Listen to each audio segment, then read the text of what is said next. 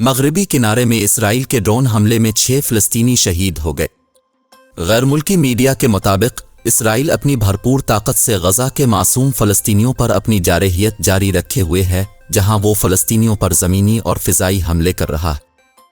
عرب media reports میں بتایا گیا ہے کہ طولکوم میں بھی اسرائیلی فوج کا بڑا آپریشن جاری ہے۔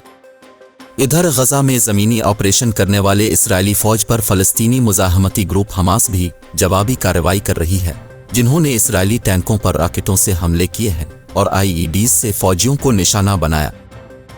اس کے علاوہ اسرائیل فوج نے حماس کے حملوں میں 3 فوجیوں کی ہلاکت اور 9 اسرائیلی فوجی اہلکاروں کے زخمی ہونے کی تصدیق کی ہے۔ دوسری جانب جنوبی لبنان پر بھی اسرائیل کے حملے تیز ہو گئے ہیں۔